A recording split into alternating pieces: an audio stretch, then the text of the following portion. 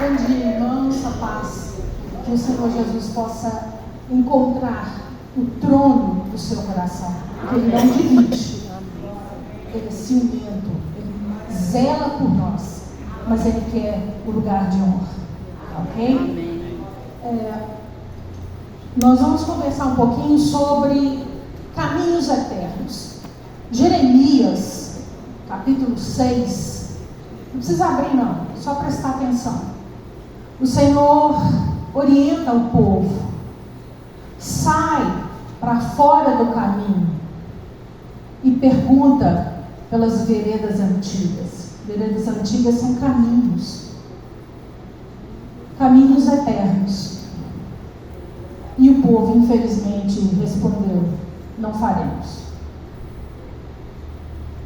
Então, isso, infelizmente, vem trazendo as nossas emoções, dúvida, medo. E uma coisa muito triste que chama-se rebeldia. A gente coloca tudo no lugar que deveria ser o lugar de Deus. Vamos passar para frente? A vida ela é muito interessante. Nós vemos todo tipo de sofrimento, impiedade, violência e não entendemos como isso pode acontecer. Como que isso pode acontecer comigo, com você que um dia falou: eu sou de Jesus. Passa.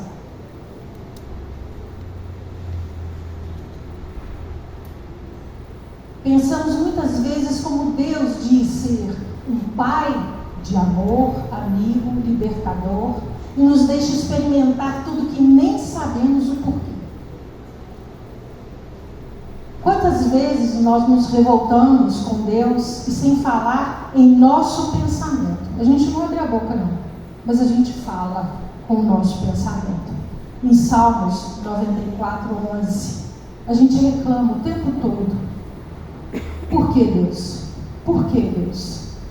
Não conhecemos nada sobre a vida na realidade, mas falamos do que não conhecemos, só de ouvir falar. Quem não conhece a vida de Jó? Ele reclamou: Deus, eu não fiz mal, eu não fiz. E no final ele disse: eu falei do que não conhecia. Hoje eu posso te ver. Nós vamos ver por que Jó conseguiu ver a Deus. Pode passar.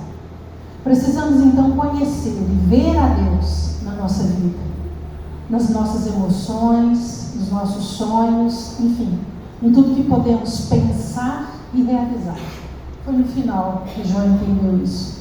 Vou repetir um pouquinho. Conhecer e ver a Deus em nossa vida, nossas emoções, nossos sonhos, enfim, tudo que podemos pensar e realizar. Se nós buscamos Deus em cada segundo da nossa vida, em cada lugar, nós vamos encontrá-lo. Mas se a gente não procurar Deus, não tiver o objetivo, o foco de encontrar Deus está aqui, eu vou. Se Deus não tiver, eu não vou, como Moisés falou. Então, como nós faremos isso? Deus nos criou realmente? Existem muitos cristãos que falam isso. Eu chego a pensar, chego a duvidar: será que Deus existe? Eu tive o desprazer de ouvir uma pessoa falar isso. E essa pessoa falou com dor, que ela estava passando por uma luta. Ela falou: será que Deus existe? Fez a terra mesmo e tudo que nela há? O que de fato Deus falou ao homem quando Ele o criou? Será que Deus estava falando sobre esporte quando Ele fez Adão? Será que Deus estava falando sobre internet, mídias, quando Ele criou Adão? Em Gênesis 1:26 e por aí afora fala sobre isso. Qual que era a intenção de Deus para o homem aqui na terra? Jogar futebol? Fazer apostas? Correr milhas e milhas? Nada contra o esporte, tá, gente? Eu gosto de esporte. Mas qual foi a intenção de Deus?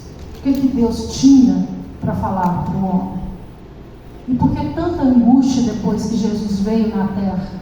Jesus não viria na terra para salvar? Ele não foi o Emmanuel, Deus conosco? E aí, ele foi crucificado, ele ressurgiu dentre os mortos, e de fato ele foi assunto, quer dizer, subiu ao céu? São perguntas que nós, cristãos, também fazemos. Por favor. As nossas emoções, elas têm cura? Restaura a nossa sorte, Deus, das vinganças. Quem falou que Deus não é de vingança? Está lá escrito, Salmo 94 e Salmo 126. Deus meu, só um pouquinho, para aí. Meu baluarte. Quem sabe o que é baluarte? É aquilo que a gente levanta, é a nossa bandeira. Tem gente que levanta a bandeira do Atlético, da MRV, de não sei o quê, mas não levanta a bandeira de Deus. Muitas das vezes nós deixamos a bandeira de Deus guardada na nossa casa, presa a 7 chaves. Por favor. Falando a respeito de doenças, século 21, qual que é a doença que mais atinge as pessoas, inclusive cristão, tá? 10% da população apresenta essa doença, são 16 milhões aqui no Brasil. Nós estamos na faixa de quase 300 milhões de habitantes no Brasil, 16 milhões, segundo a Organização Mundial de Saúde. Ela faz uma pesquisa geral para saber aonde existe. Então ela chegou a ser considerada como epidemia. Já nem é mais a epidemia, já estamos chegando na casa da pandemia. Pandemia nós vimos aí, ó, a Covid. Quais são os sintomas? Tristeza aguda, angústia, introspecção. Só um pouquinho. Essa angústia e essa tristeza, gente, ela é fora do comum. Então, se você tem alguém que conhece, que você ama e que você viu que está fora do padrão dessa pessoa, não deixa passar, não. Seja uma atalaia.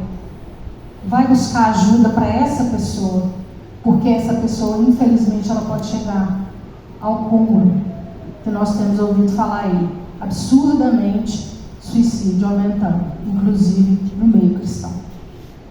Por favor, pode passar. A segunda doença, a ansiedade. São 2,5% da população mundial que está apresentando ansiedade. E 4 milhões só no Brasil. A ansiedade, ela tem um sintoma de pensamento acelerado e o coração dispara. A pessoa sente que vai desmaiar. A pessoa parece, eu estou tendo uma vertigem. Isso é a ansiedade. É a angústia, é a aflição e é a culpa. É uma aflição indominável. É uma pessoa que não consegue parar num lugar. E muita gente fala assim, nossa, o que você tem? Nossa, falta de Deus. Não é não, gente. É muito sério. Por isso que Jesus permitiu que a ciência, ela evoluísse, ela chegasse nos nossos ouvidos, nos nossos dias, para que a gente pudesse conhecer. Não é demônio, não. É doença mesmo. Por favor, pode passar. A síndrome de Burnout, quem conhece, sabe.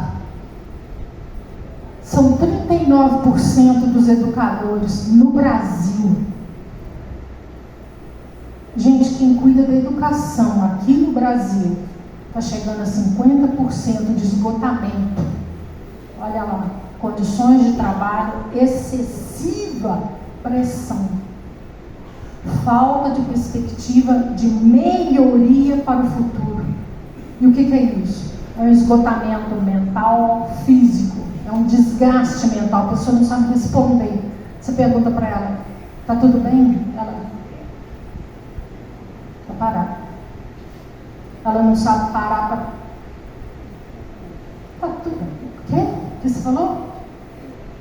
Então, principalmente no meio da educação do Brasil, Os nossos filhos estão entregues a pessoas doentes, emocionalmente, fisicamente, e que não tem estrutura nenhuma. Não é porque não quis, é porque infelizmente o sistema, o que é o sistema? É o governo, são as propriedades que infelizmente privadas não estão contribuindo, as entidades privadas não estão contribuindo, e a própria formação, a contribuição da família também não tem sido boa. Por favor, pode passar.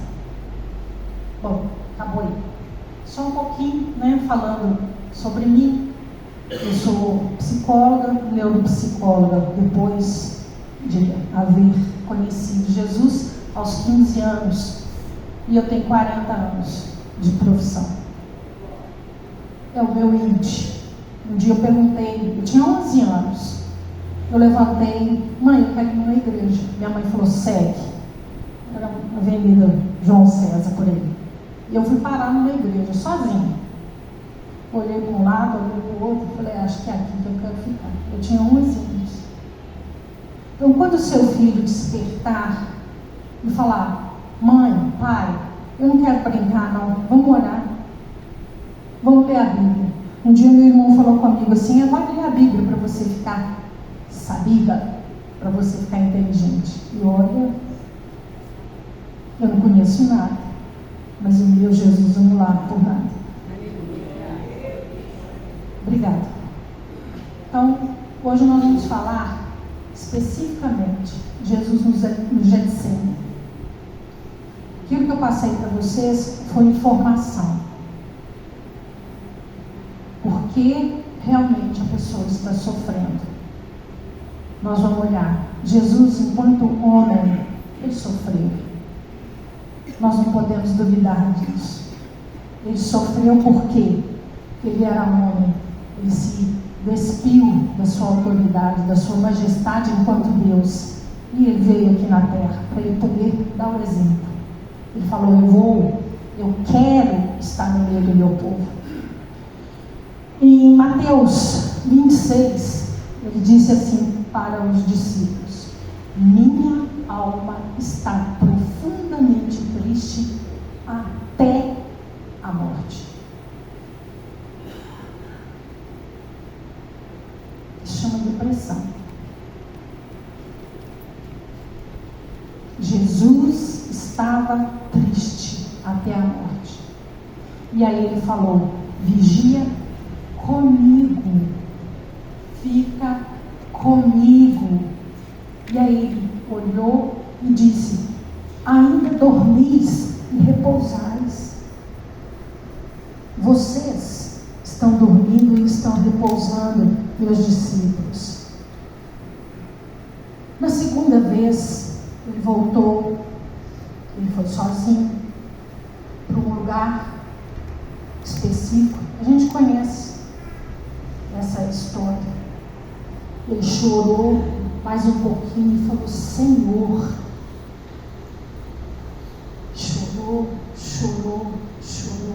E ele voltou até os discípulos. Isso em Marcos fala, a minha alma está profundamente triste até a morte. Jesus falou com os discípulos, irmãos, eu estou triste. Isso é depressão. A minha alma está triste até a morte.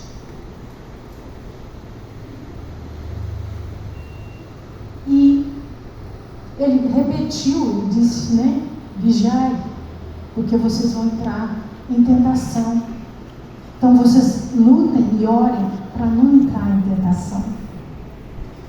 Jesus deixou o pessoal, foi lá sozinho. E Lucas fala assim, o anjo do Senhor aparece para consolar Jesus. Isso foi na terceira vez, Que lá Mateus, Marcos e Lucas. Vamos pegar aqui que Lucas não conviveu com Jesus. Lucas, ele ouviu um relato de Pedro, que Pedro estava com Jesus. Só que Pedro não sabia ler nem escrever. Mas Pedro contou para Lucas. Lucas era um médico. E ele disse: o anjo do Senhor veio e consolou Jesus. Então, se você não encontrar alguém que possa te consolar, não solta a barra da saia de Jesus. É o manto de Jesus. Porque Ele vai encaminhar. O anjo vai estar no seu lado. E aí Ele disse: orai para que não entres em tentação. E o suor de Jesus foi tão forte que transformou em sangue.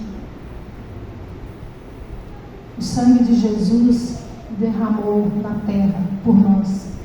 Ele não estava carregando o pecado dele. Ele estava carregando a nossa dor. Ele estava carregando o nosso pecado. Pecado não é problema. Problema é problema. Pecado é errado. É injustiça que nós cometemos diante de Deus, diante de nós mesmos e diante dos homens. O que Jesus falou? Um mandamento vos dou: amai a Deus e ao teu próximo como a ti. Resumindo. Só que infelizmente no século XXI nós estamos vivendo dias em que as pessoas estão muito ocupadas com o celular, muito ocupadas com o jogo, muito ocupadas com amigos, muito ocupadas em qualquer outra coisa, mas que não vai trazer crescimento nenhum para ela. E sabe por que Deus nos deixou aqui? Sabe por que Jesus tem um interesse por nós? Sabe o que Deus falou para Adão quando Ele criou Adão? Lá no Éden? Adão era homem na estatura, mas Deus falou com ele: crescei. Não adianta a gente ter tamanho, a gente tem que crescer por dentro. Está aqui. Isso daqui é só uma bomba. Bate. Entra e sai sangue. Agora o nosso crescimento está aqui. Então Deus deu uma ordem. Não fez uma sugestão, Ele deu uma ordem: cresça. Não é sentar num banco de faculdade. É crescer para se tornar humano. Seres humanos nascemos, mas quando crescemos, nós adquirimos humanidade. É estranho, né? Nós muitas das vezes não aprendemos a ser humanos, a nos tornarmos humanos, mas infelizmente estamos nos tornando monstros. Estamos nos tornando a cada dia mais robô. Liga, desliga, liga, desliga, liga, desliga. E vem agora a chamada inteligência artificial. Sei muito pouco sobre ela, mas eu sei que ela vai derrubar. E já falaram que ela vai escrever uma Bíblia nova.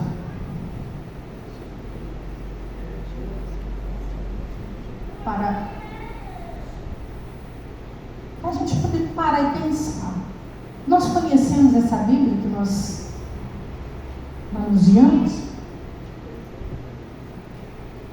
E a inteligência artificial vai escrever uma nova. A Xuxa falou que precisa ser escrita, reescrita a Bíblia. Que essa Bíblia que nós usamos, ela tem muita violência. Será que Deus errou? Será que Jesus errou quando ele falou: Senhor, passa de mim esse cálice. Senhor, a minha alma está triste até a morte. Será que Jesus errou em transformar? Não foi ele que transformou, foi a necessidade dele. Foi uma reação automática do corpo dele, do suor ser transformado em sangue. Jesus apostou em nós, no sentido: eu vou na terra, porque eu não vou deixar o meu povo sozinho. E qual de nós pode falar isso? Jesus, eu vou com o Senhor até a morte. Nada é importante além de Jesus. Se nós abrirmos mão de tudo na nossa vida, nós podemos ser considerados como discípulos. E o discípulo não tem nada, o discípulo é um mordomo. Então, se nós abrimos mão, mas ser consciente, não é por medo, é por amor. Jesus abriu mão. Na primeira vez que ele foi até os discípulos, ele disse: ora comigo. Na segunda ele falou: ore para você não entrar em tentação. E na terceira ele levantou e falou assim: gente, vamos embora. Sabe por quê? O Espírito Santo tinha tomado conta das decisões, porque ele falou: está aqui. Então isso é Getsemane. Eu estava estudando e Getsemane é um pomar, mas não é um pomar de flores naturais diversas. É um pomar de oliveira, onde tem azeite, é onde tem a azeitona. E Jesus, ao se ajoelhar, estava de frente para o Santo dos Santos, lá em Israel. É o lugar onde fica acesa. E o primeiro óleo, o primeiro azeite que se tira é para acender aquela candeia, para ficar acesa diariamente, para levar as orações daqueles que chegam no chamado Muro das Lamentações. As pessoas oram, pedem a Deus e fica lá em cima aquele cálice para ser colocado, derramado o azeite. Então é o azeite mais puro. E quando Jesus foi pela primeira vez, ele foi espremido. A azeitona, né, para soltar o azeite puro, ela é espremida. Então, não adianta a gente falar assim: eu não vim aqui na terra para poder passar esses negócios aí que fala que crente passa, não. Então, realmente, porque o evangelho verdadeiro é para ser espremido. Se você não tiver disposição para ser espremido, por quê? Porque com a pressão, tirando aquilo que não presta, que é a rebeldia, é a desonra, é a mentira, tudo aquilo que não provém de Deus na nossa vida, Deus espreme mesmo, para que saia verdadeiro e puro azeite. Essa é a única forma para a gente poder adorar a Deus. A nossa emoção tem cura? Tem. Quando nós vamos ao psicólogo, nós colocamos para fora, o psicólogo, ele fala que é espremer. É a chamada catarse. É tirar aquilo de ruim que está dentro de mim e jogar para fora. Isso é o que aconteceu com Jesus. Ele recebeu tudo de nós e ele espremeu. Ele falou: Senhor, toma. Ele foi uma, duas, na terceira o Espírito Santo disse: agora levanta, estão te procurando. E os soldados vieram, e o que eles fizeram? Abraçaram Jesus? Não. Judas deu um beijo em Jesus, selou a traição e selou o cálice. Jesus é a única verdade. Jesus é um caminho. E ele fez a oração sacerdotal. Não peço, Pai, que os tires do mundo, mas que os livre do mal. Muitas das vezes nós não conseguimos entender que mal é esse. Mas se os nossos olhos espirituais estiverem abertos, foi quando aconteceu com Jó.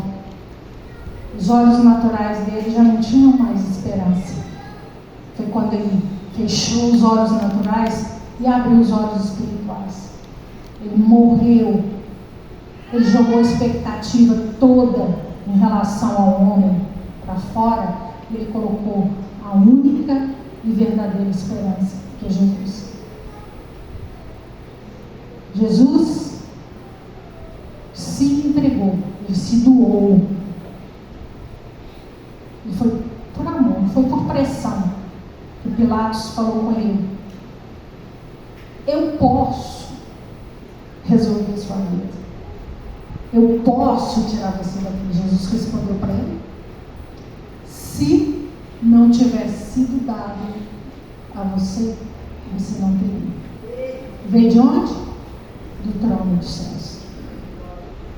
Então nós erramos quando nós criamos expectativas que não são do Senhor, porque Deus nos vê como igreja, mas Ele nos trata como indivíduos. Ele não faz massa. Deus nos trata e nos chama pelo nosso nome. Quando você tiver dúvida, dá um passinho para trás e fala: Senhor, como é que é mesmo? Se você quiser encontrar o dedo de Deus, os olhos de Deus, não vai na frente de Deus. Faça como Moisés: Senhor, se tiver o Senhor comigo, a sua presença estiver comigo, eu vou. Mas não me deixe sair deste lugar sem o Senhor. Isso é dependência. Então Jesus dependeu. E se nós queremos que a nossa emoção seja tratada, nós precisamos fazer isso aqui. Ir, de fato, totalmente no Getsemane. Porque que Deus colocou, não é qualquer um não. Deus colocou anjos aqui na terra. Eu sei que tem muita gente sincera, mas que não tem conhecimento. Então não adianta não ter conhecimento. Erreis e não conheceis.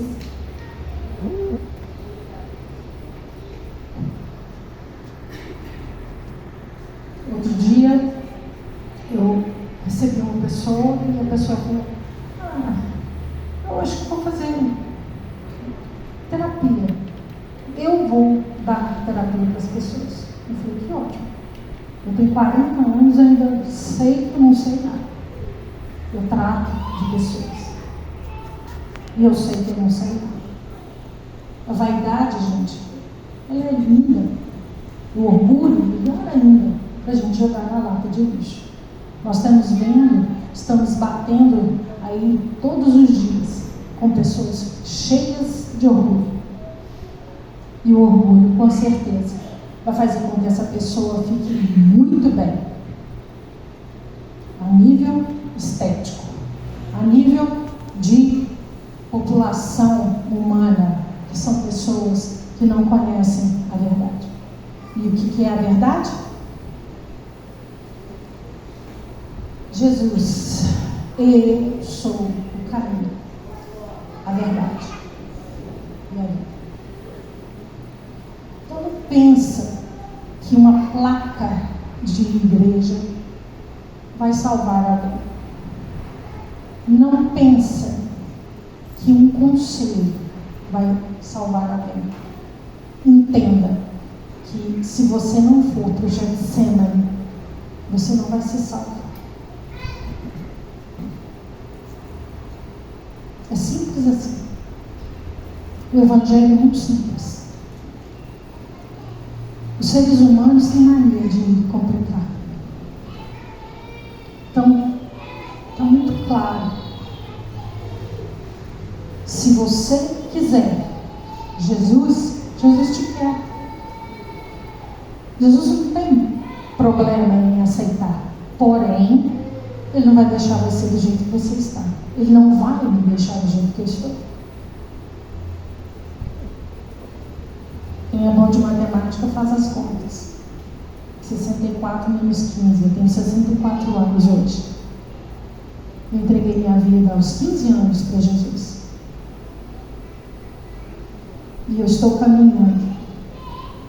A cada dia que passa, eu vou tirando um pouquinho mais de mim. E vou falando, Senhor, entra mais. Senhor, entra mais. Não existe, nunca vai existir passe de mágica. Passe de mágica existe ali para enganar. Mas a nossa caminhada, a nossa vida, se não entregarmos todos os dias a nossa vida, se não colocarmos todos os dias no Getsemane, nós não vamos conseguir. Nós não vamos sair do lugar. Nós vamos pegar o povo de Israel rodando no deserto. Porque no deserto existem o quê? Distrações. Oh, mas no deserto? As pessoas inventam.